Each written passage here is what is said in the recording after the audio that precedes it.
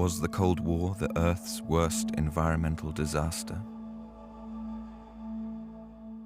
The apocalypse did not come, but vast areas of the world have been ravaged beyond repair as a direct result of nuclear and conventional weapons testing. In America, the end of the world was rehearsed in the Great Basin, a rolling expanse of desert connecting the western states of California, Nevada, and Utah. The military controls 4 million acres of this land, home to America's main nuclear test site and a dumping ground for conventional bombs since the 1950s. Richard Misrach has been photographing this war zone for 10 years. For me, the desert has always been very much part of America's identity. And I'm very interested in the cultural landscape as opposed to the natural landscape.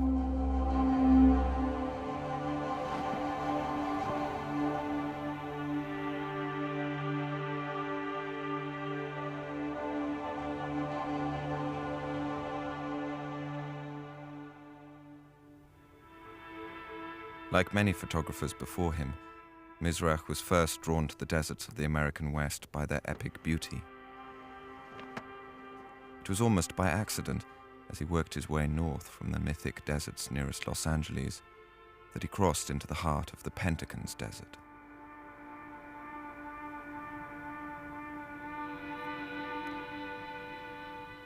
In the late 70s, I began photographing in the desert again, mostly things like fires and floods and different situations where civilization and nature collided, you know, where there's a clash of these two powerful forces.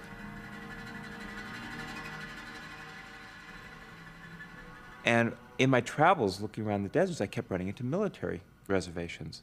I would see these beautiful landscapes, try to go to them, and they'd be fenced off.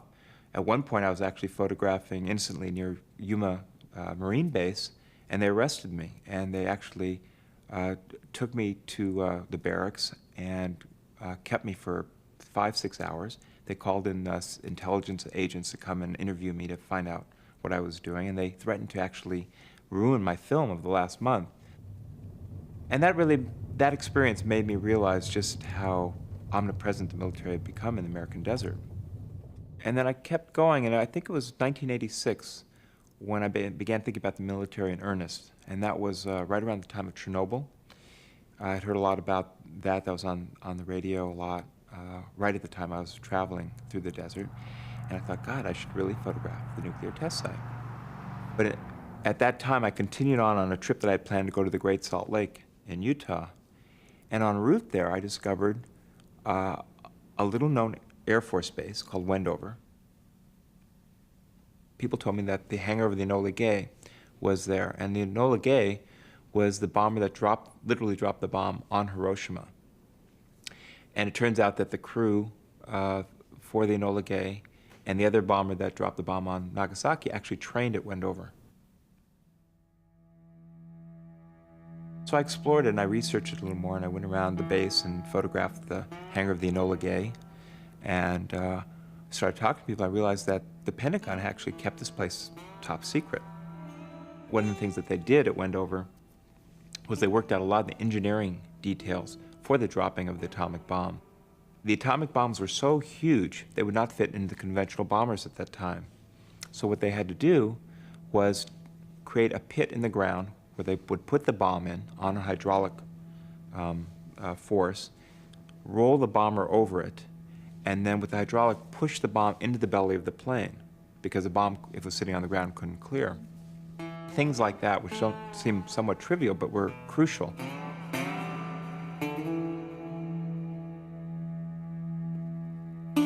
One of the things interesting about Wendover is there's all this architecture left over since World War II. It's sort of like California ghost towns. It has that kind of quality. There are dilapidated buildings and old architectural remnants.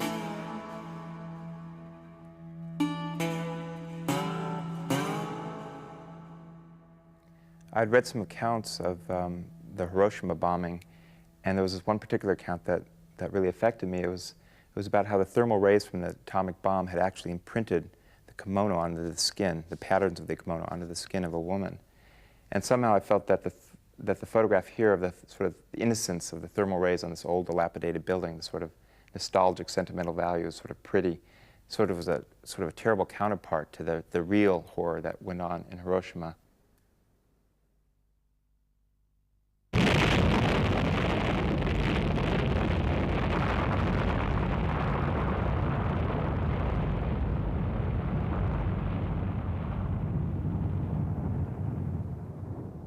The way I discovered Bravo 20 was sort of by the back road.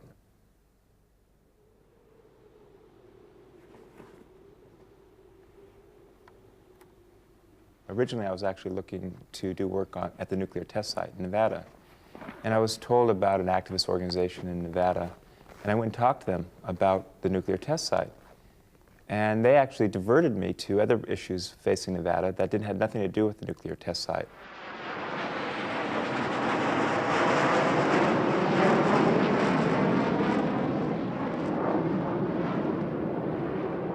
Ultimately, I met a man named Dr. Richard Bargan, who told me about Bravo 20.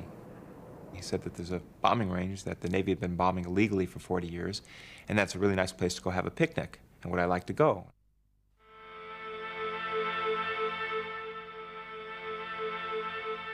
As you're getting close to it, you see Lone Rock, this volcanic cinder cone that's coming like a pyramid coming out of this vast alkali flat.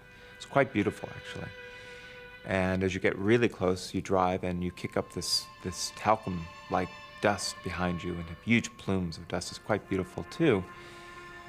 And it's no big deal until you get very close to Lone Rock itself, when all of a sudden you start seeing bombs and craters. And as you get closer, first you see just a couple, then you see more and more. And pretty soon you're seeing crater on crater on crater. You can't even distinguish where one crater starts because they've been bombed so many times.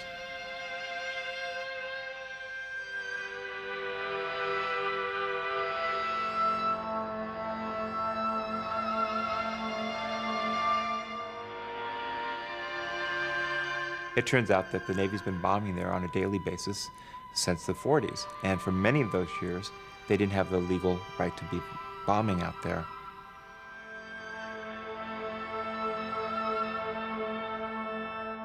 And that night, I camped. It was really quite beautiful, but I was really nervous. I didn't know if they were going to start bombing again. This was all new to me. I didn't know if bombs could just go off on their own.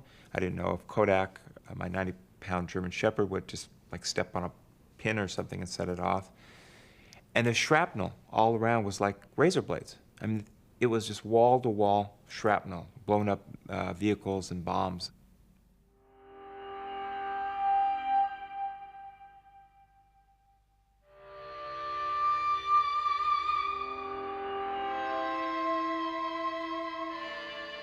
Originally, Lone Rock, or Wolf's Head, was 260 feet tall, and after 40 years of bombing, it's now down to 160 feet tall. But still, it's fairly steep, and you get to the top, and all around you, you see the Carson Sink, which is this vast alkali flat, and in the far distance, you have the Stillwater Mountains range on one end, and the Humboldt Mountains on the other. And it's just such a vast open space. You can actually see the curve of the Earth.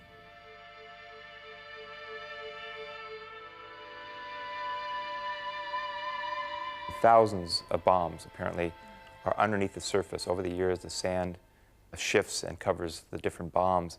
And it's interesting, what happens when the bomb is dropped, it comes in nose first, of course. As it goes into the ground, it may hit something or different strata and deflect and come back out, and that's why you get them coming and pointing out. And you'll see that quite often. It's quite a strange sight to see these bombs emerging back out. Here we have hundreds of dead fish right on the bombing range itself. What happened is in the early 80s, there was heavy rains for a long period of time.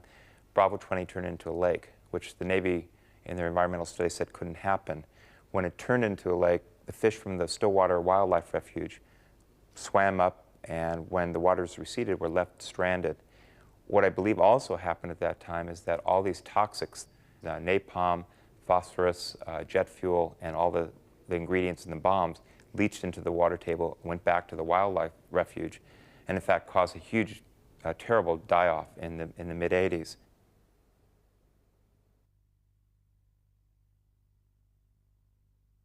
It was a perfect symbol of the kind of destruction that the military had wrought over America in general.